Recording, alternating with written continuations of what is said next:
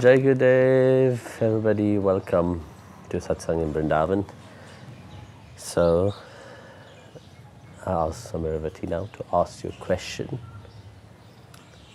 Dear Guruji, you've said it is possible to get rid of desires, but is it possible to get rid of the remembrance of these desires and enjoying them? Well, you see, something that you don't appreciate, you don't keep thinking about it. You see, when you don't like something, easily you forget about it. So desire is also the same. You see, you have a desire inside of you, whether they get fulfilled or not. But to keep remembering it, you make yourself miserable. You see, very often people take life for granted. The good thing in the life, they easily forget about it. You know, there's no effort to it. But when they languish behind thoughts that have not to be fulfilled, they keep hanging upon that. I don't understand why people have to really make themselves miserable and unhappy about a certain thoughts of a desire. So it's true that desires are there, you know. So some of the desire will be fulfilled and some no. And why is it not fulfilling? It's because you don't need it in your life. If you will need it in your life, once it's fulfilled, then you take it for granted and then you move forward. But still, you become unhappy. So your nature in itself is not to be unhappy. Your nature in itself is to be happy. So if you keep bringing these thoughts, because thoughts is like that, you know, you allowed yourself to think, you allowed yourself to bring past memories when they are not even there. If you sit and analyze yourself, you will see. But most of the time, when we talk about unfulfilled desires, the thought of it itself, you bring it. So don't invite this uninvited guests. You know. Once this uninvited guests have gone, let it be there. You don't need to bring them back and make yourself miserable and unhappy. Dear Guruji, why do we feel so unworthy of the love of God? You see, we said God is love. But can we handle this love? When we take, for example, the saints, they consider themselves unworthy of this love due to their humility. But very often, we have a certain notion that we are unworthy for the love of God because of the upbringing. Very often in the West, they tell you, you have to fear God. They don't tell you to love God. Tell me, which religion tell you to love God and have a relationship with Him? When we talk about religion, we see that most of the religion tell you to fear Him. You must fear Him. When you fear Him, you can really bow down to Him and really serve Him. It's not true. God is this bliss, this ball of love, you know. How can you fear it? You can embrace this love and enjoy it. But when you start thinking about it, of course, due to your upbringing, you find it difficult to love God because you see all your negativity. You know, the mind process is like this. You know, when we talk about love, first thing that arises inside the mind is all your negative quality about yourself. And when your negative quality arises inside of you, you see your unworthiness. So how can I be worthy of something which is supreme, something which is beyond? But the whole essence of who you are You are a parcel of that love of God. This is your true nature.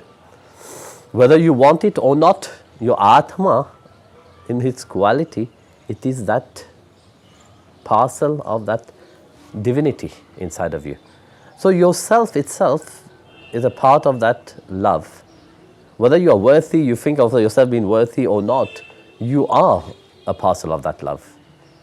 In chapter 14, at the beginning itself, Bhagavan Krishna said to Arjun, chapter 14, verse 1, he said to Arjun, I'm giving you again and again this knowledge by which the sages attain the perfection. And at the end of the life, they come to me. You see, again and again, he keeps repeating himself about that knowledge of who you are. You are the Atma. You are a parcel of that divine love. Here when he said about the sages, he's not talking about the old man with long beard. He's talking about those who have that knowledge, how to detach from the finite reality and to attach to the infinite reality. So he's continuously reminding Arjuna of that. And continuously life remind one, but we are parcel of that divinity. We are parcel of that love. And we have to do everything to detach from the limited self and attain the unlimited self. As long as you think of yourself being finite, you will be limited. But when we talk about love, love is infinite. Love is beyond any limit. And this is who you are. And this, when you identified yourself to that love, you become that love itself. It's not being, when Krishna said, at the end of this life, then you attain me. No. You see, when we analyze life itself, death is constantly happening. We were once a child. When the childhood is dead, adulthood takes place. When adulthood disappeared, old age takes place. When old age disappears, death comes. So there is death at each stage of your life. So, for example, for a mother, for a woman to become a mother, the death of the virginity must be there. For a bachelor to be in grihastha, the death of bachelorhood happen. So in life, you have death in many stages. So it's not about when you leave this body itself only that you are worthy to praise God and to be worthy to love Him. Then what the use of it? He have given you this physical body to take full and maximum advantage of it to build your relationship with Him. And He have deemed you worthy of that. That's why He have given you that body. But what are you doing with that? You're sitting on your pity self and crying, saying, oh, I'm not worthy of this, I'm not worthy of that. No, you are worthy. He have made you worthy. He have called you. How can you be not worthy? So change that perception of saying that you are not worthy of the love of God. Because you are fully worthy of it. That's why He have given you. That's why He have called you.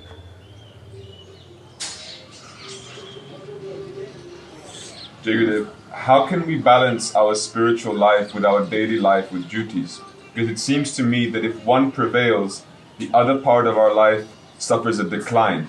Is this true? That is not true at all.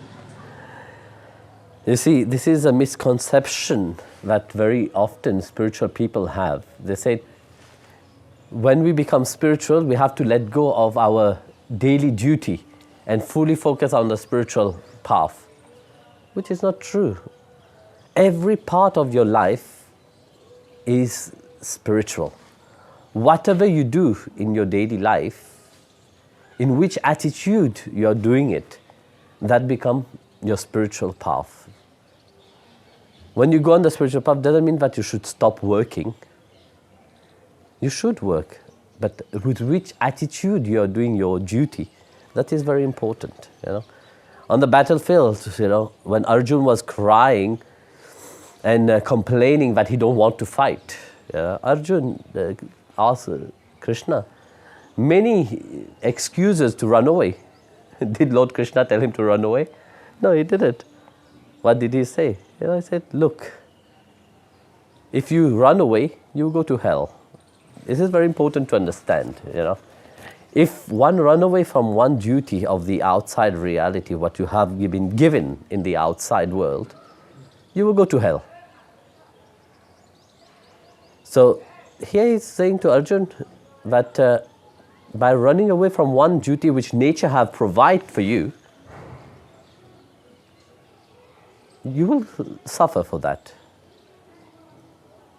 Very often people, because they become spiritual, they say, oh, my job is not good. They find many excuses for not doing their job, what they have been doing. Of course, if your job is killing of animal and all this stuff, of course, that is, questionable, But in reality, he don't ask you to change, anything in your life. What he have to do is incorporate himself into what you're doing. It's not about running away from one duty. It's about loving it. And really see it as the grace of God, that God have given you an opportunity to work for in whatever field you are for Him. So, like that, you will not change your daily routine. Like he said to Arjun, if you run away from that duty, you go to hell. If you do that duty, also you go to hell. But if both goes to hell, how would that be possible? Then he said that. Then he said, "Let your mind and intellect be upon me." So wherever you are, incorporate the divine by chanting His name, by thinking about Him. I don't ask you to think 24 hours of Him. He knows that it is not possible. But at least a little bit of time. You have time to gossip. You have time to call your beloved one. You have time for so many things. But find few minutes, time to time, just chant His divine name inside of you. You don't need to chant it loud. Think about Him. Connect with Him. Find an excuse. Go to the toilet. Sit down. Meditate upon Him. So, you see, you find many excuses to do so many things in life. But try to find excuses also to incorporate your spiritual path in your daily life itself. There's no need to run away to caves. It's not the time for that. And it is also, in ancient time, it was not meant for everybody to do that. Only the sages was doing that. That's one, this time the sages with a long beard I'm talking about. So when you sit in the cave there's no shaving things. So naturally your beard will grow. So make your life your spirituality. Dear Guruji, in scriptures many stories reveal how people with big egos have become saints or have got liberation after their ego has been removed or crushed. My question is, what to do for people who have the opposite problem, the so-called inferiority complex, recommended path? Inferiority complex. Again, it is very similar to the first question, second question you ask. You see, about being unworthy. You see, so, you see, very often we self-judge ourselves because it's easy. We said, yes, love everybody. It's easy to love everyone. Because when you say you love everybody, nobody really come and ask you, you don't need to really engage yourself. You just say, yeah, I love everybody. But when you come to the point of loving yourself, you perceived all your flaws. And you focus upon that. You say, no, I can't. Do you know how many people I have met who said, I can't love myself, but I can love others? How can you love somebody else when you don't have it for yourself? Love of oneself means learn to accept yourself how you are. You see, when you learn to accept yourself, you will see that your life itself will change into an adventure. So this acceptance, meaning accept the way you are. Firstly, doesn't mean that you can't change. Doesn't mean that you should not change for the best. No, I'm not saying that. What I'm saying is to learn to accept you, how you are, which means love yourself.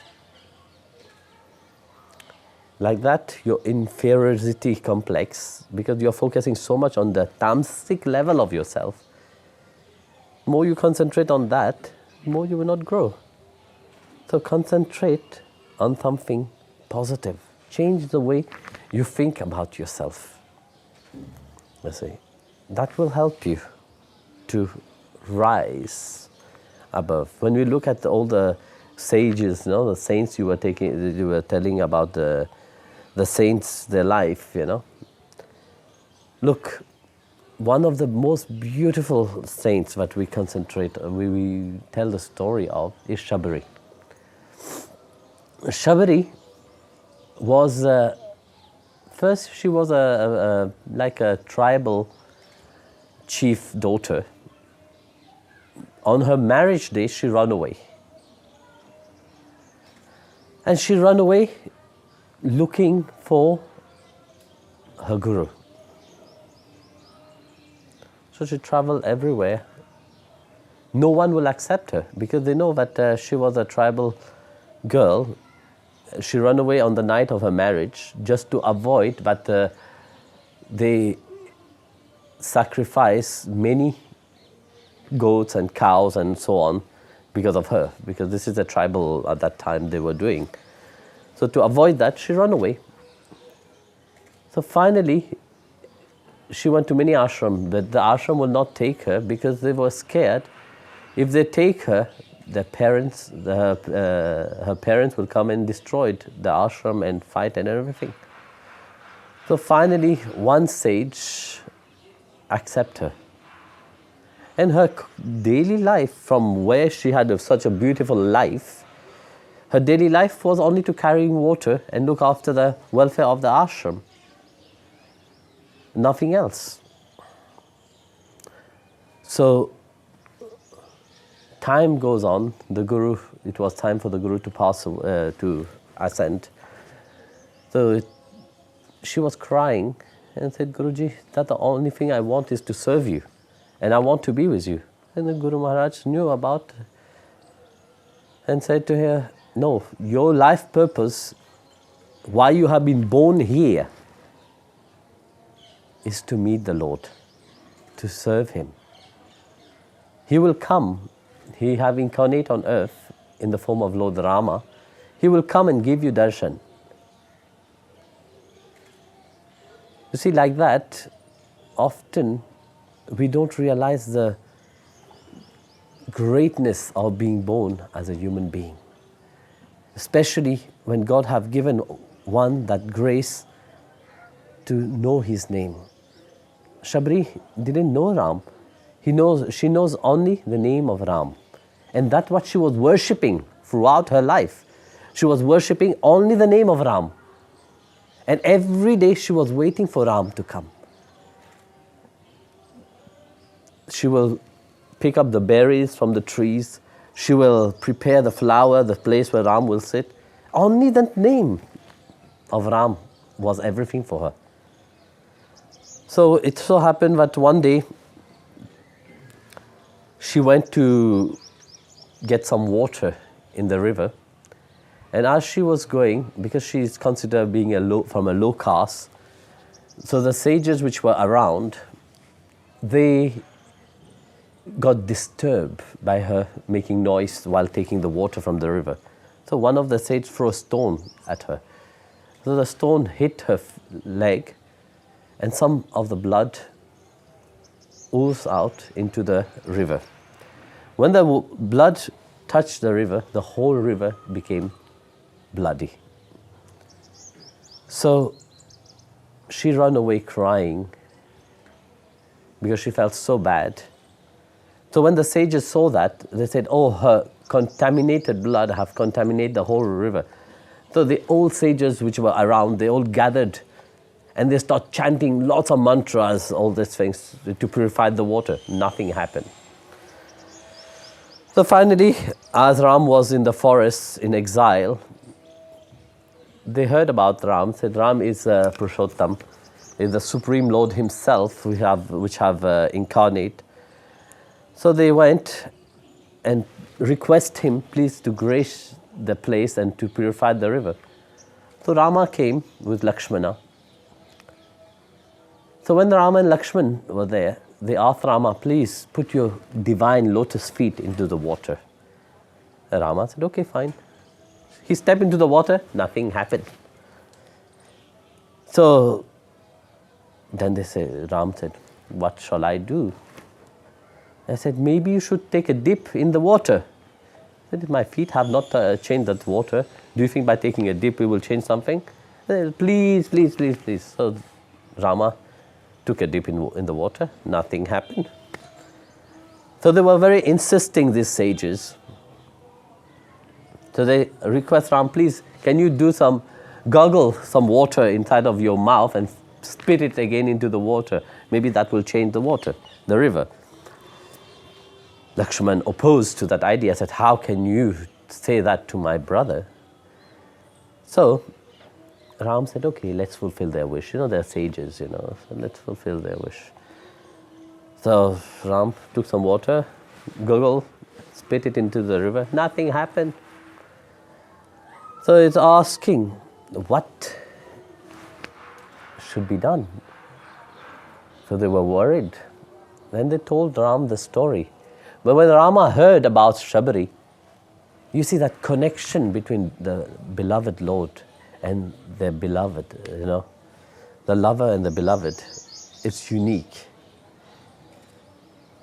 That longing which Shabari had throughout all these years, she was young and now she's an old lady. But that longing for Ram have not changed. And Bhagavan, when he heard this name of Shabari, he was filled with bhav and he was jumping around and said, please bring me to Shabari. He said, how can we bring you to this low lady's place, She's from a very low caste, very, old lady, bad, How can we bring? I said, no, I need to see her. So they said, okay, they request Shabari. They sent a message to Shabari. So when Shabari heard that her beloved Lord is nearby, she ran like a mad woman towards her beloved Lord. As she was running, a little dust from her feet fell into the water. And the moment the dust touched the water, the whole water was purified. This is very important, very important to see that. She who have considered herself unworthy, but Bhagavan have never considered herself unworthy. You people consider yourself inferior, but God have given you this physical body, have made you a devotee, have given you His divine name because He consider you important in His eyes. So when Shabari reached Lord Rama, she fell down at the feet of Rama, and Rama was so delighted to see Shabari. So the sages could not understand what happened.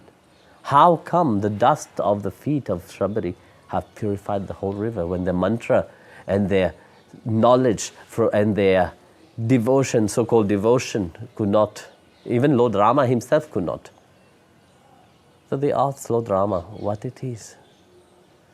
So Lord Rama explained, the blood when they have hit Shabari, the blood which would have fallen into the water was not Shabari's blood. It was actually his blood from his heart. And the dust of such a devotee have purified that blood. Ram could not purify it himself. But the simple dust from this devotee itself had purified this. So like that, God have seen something deeper inside of you. You know? Let your mind be absorbed into that parcel of divinity which is inside of you, that worthiness of His love inside of you. Whether you consider yourself inferior or superior, it doesn't matter. You know, the most important thing is that your mind is absorbed into His divine name. So, Jai Gurudev, everybody.